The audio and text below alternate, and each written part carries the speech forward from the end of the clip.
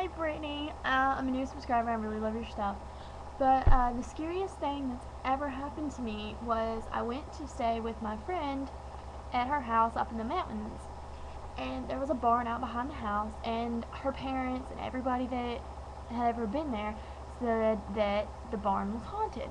So me and her, being the teenagers that we are, decided, oh, let's be fearless and go sleep in the haunted barn. So we go up there, we get our sleeping bag, we get our stuff, everything we're going to need to sleep up there, and we take it up to the barn. So we take it up to the barn, and we kind of set everything up, and we put everything where we want it to be, and we sit down and start talking. And we'd been in there for about 20 or 30 minutes, and the barn door started to rattle. Well, we were like, oh, it's probably just, it's probably your mom trying to get in. So we walked over to the barn door, and we opened it, and there was nobody out there. So we were like, oh, okay, well, it was probably just like the wind.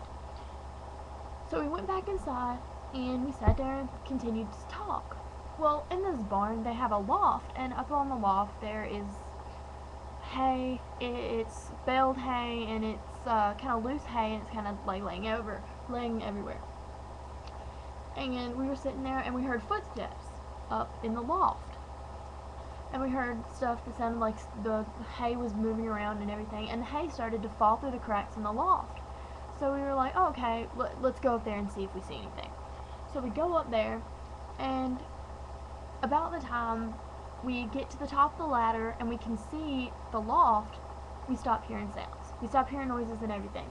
So we go up there and look around, and, we're like, probably just a mouse, probably a rat or something like that, or like a raccoon or anything. So we're like, okay, alright, let's go back down. So we go back to down where our sleeping bags are, and we get back down there, and my sleeping bag had been flung halfway across the barn. Because our sleeping bags were sitting side by side, and they were around a lantern that we had that was lighting up the entire barn, and my sleeping bag had been picked up and thrown across the room. And we were like, oh, well, maybe it was an animal. But then we tried to test it by moving it, and it was this kind of material that if you moved it, it made a noise. It was like, it was a rustling noise, and you could hear it. So we ended up sleeping the entire night in the barn.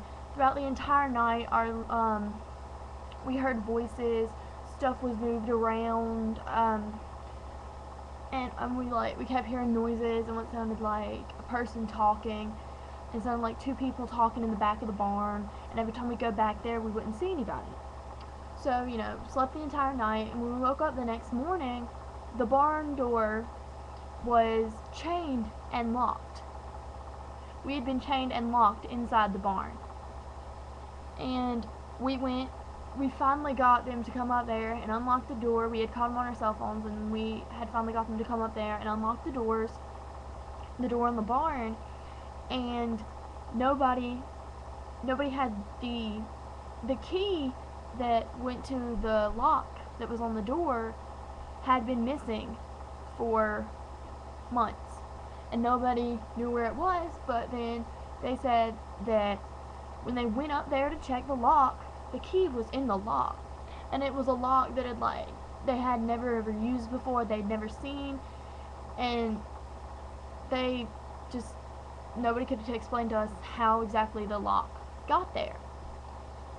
And it was a creepy night. It was a very creepy experience. It's definitely somewhere I'm not going to be vacationing to ever again.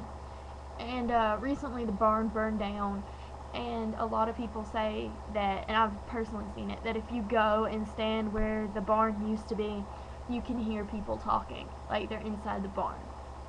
So that's my creepiest experience, and hope it freaks you out.